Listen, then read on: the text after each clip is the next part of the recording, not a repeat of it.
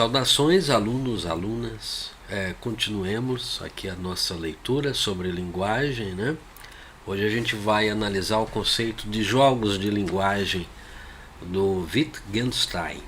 Ao longo da vida, Wittgenstein mudou radicalmente o enfoque da sua prática filosófica. Aula passada eu falei do primeiro pensamento, o primeiro modo de pensar desse filósofo, né, quando ele falava que para toda coisa o que eu pensasse teria uma palavra correspondente, né? Ele passou a considerar que o problema não é busca da essência da linguagem, uma vez que não haveria essência a ser encontrada.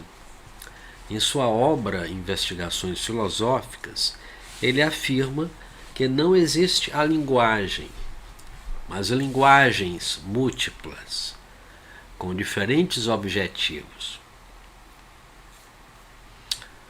A gíria seria uma linguagem encontrada, por exemplo, entre pessoas que exercem uma determinada atividade, uma determinada profissão. Nós também encontramos uma determinada linguagem dependendo da idade dessas pessoas. Será que existe só uma linguagem? Então ele afirmava que não, né? Nesse segundo momento, nessa sua obra, afirmava que não existe a linguagem, mas linguagens múltiplas, com diferentes objetivos. Muito bem. O filósofo faz uma analogia, uma comparação com os jogos. Não existe um único jogo, mas diversos jogos. Eles têm semelhanças entre si.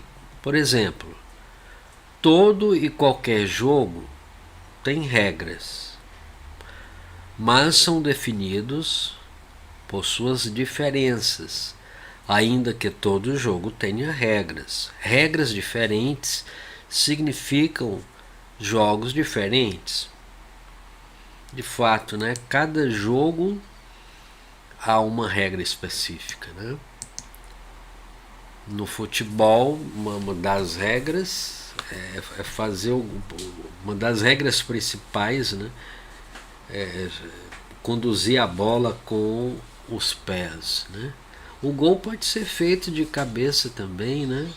Pode ser feito de calcanhar.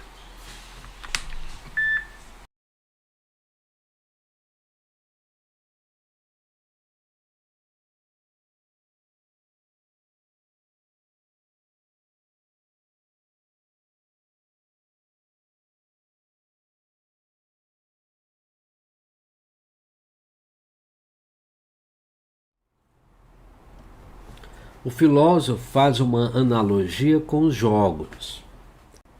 Não existe um único jogo, mas diversos jogos. Eles têm semelhanças entre si. Por exemplo, todo e qualquer jogo tem regras. Inclusive é o que define, né, o jogo. Por exemplo, como conduzir uma bola, né? Como conduzir a bola, né? Mas são definidos por suas diferenças, ainda que todo jogo tenha regras. Regras diferentes significam jogos diferentes. Os jogos também têm componentes e conteúdos distintos, bem como modos de funcionamento diferenciados. Por exemplo, futebol, pôquer, xadrez e peteca. Mesmo completamente diferentes entre si, todos são jogos. Para Wittgenstein, as linguagens são múltiplas, porque múltiplos são os jogos de linguagem. Esses jogos são os variados usos da linguagem. Usamos a linguagem para expressar nossos sentimentos, mas também para dar ordens. Usamos a linguagem para pedir desculpas, mas também para fantasiar. Quer dizer que usamos a linguagem. Será que utilizamos a linguagem para esconder? Será possível fazer uso de uma linguagem para esconder sentimentos? Usamos a linguagem para pedir desculpas e para ofender também, né? Usamos a linguagem para fantasiar, usamos a linguagem para defender a verdade.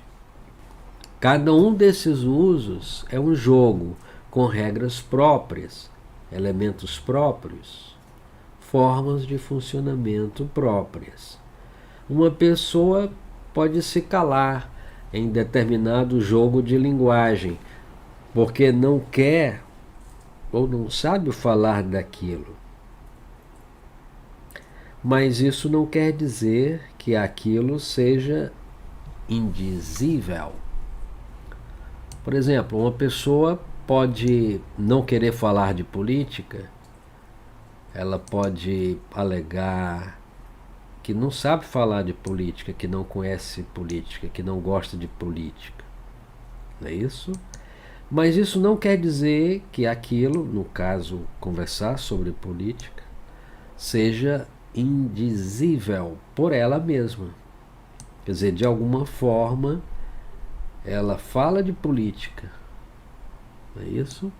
Ela pode dizê-lo, quem sabe, em outro jogo de linguagem diferente, em que aquilo faça todo sentido e seja perfeitamente possível de expressar, aqui no meu exemplo, falar de política, né?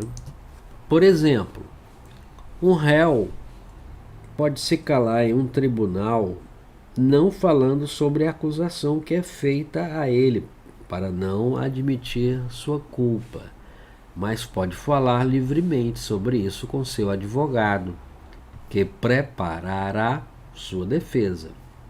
São diferentes jogos de linguagem, cada um com seus interesses e suas possibilidades.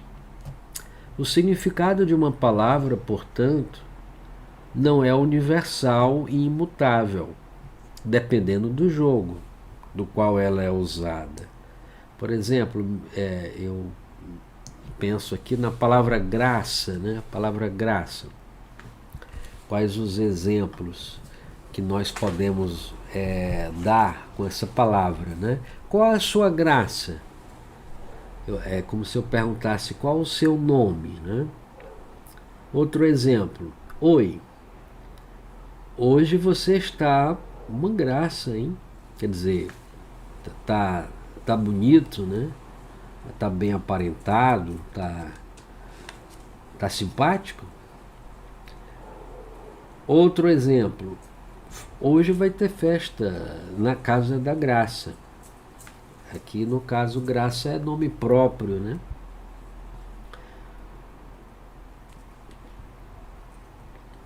Tá rindo de quê? Estou falando alguma coisa engraçada? Qual é a graça? Então, a palavra graça está ligada aqui, nesse exemplo. Ligada ao humor, né? A alegria, né? Qual é o humor que você está vendo no que eu estou falando? O que há de engraçado, né? O que há de engraçado? Então, a mesma palavra, né? Escreve-se do mesmo jeito, mas tem vários significados, né? A palavra manga é outra, né? A manga da camisa e a manga fruta. Isso vai depender do contexto, né? Dependendo do contexto, a palavra ela vai ter um significado diferente, né? Voltando aqui para o exemplo da palavra graça, eu dei 1, 2, 3, 4, né? 4 exemplos onde a palavra graça passa a ter um significado diferente. Por isso que ele diz aqui que o significado de uma palavra não é universal e imutável. A gente sempre costuma olhar, né, no dicionário o significado de uma palavra, né? Quando a gente está lendo um texto. Mas sempre é bom lembrar isso, que a palavra tem vários significados. O dicionário apresenta os principais significados, né? Sempre é bom recorrer a ele. Mas não há como falar o significado da palavra sem conhecer o contexto onde ela está inserida. Tudo consiste, então, em saber usar as palavras de acordo com o jogo de uma linguagem em questão. Por exemplo, um determinado assunto. Eu há pouco tempo estava falando da política, né? A política, ela é um tema que pode ser apresentado, né? O professor pode falar sobre política para uma turma do primeiro ano, uma turma do segundo, uma turma do terceiro ano e a nível universitário. Agora, a linguagem que ele vai utilizar vai ser diferente, né? Para que ele possa ser compreendido, né? Então, ele vai fazer uma adaptação da linguagem. Então, todos nós fazemos isso, né? Essa adaptação da linguagem. Não são só os políticos, não são só os professores. Dependendo com quem a gente fala, a gente vai fazendo uma espécie de adaptação para ser compreendido. Aqui, por exemplo, nós temos uma cadeia, e temos dois significados da palavra cadeia, né? Olha, quando em química falamos em cadeia de carbono, a palavra cadeia tem um sentido. Quando falamos que a palavra quando falamos que a pena para um crime corresponde a alguns anos de cadeia, a mesma palavra tem outro sentido, com alguma semelhança, mas com muitas diferenças. Nas imagens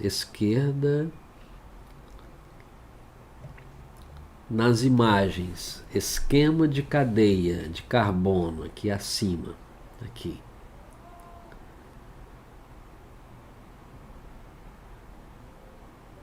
E interior de cadeia, em Nuremberg, Alemanha, em 2012, aqui ao lado. Então nós temos aqui o emprego, né, da mesma palavra, escreve-se da mesma forma, né, mas ela tem um significado diferente. O exemplo que eu dei foi da palavra graça, né? Usei a palavra graça com vários significados. Ok, pessoal? Então, vamos fazer o exercício e até a qualquer momento.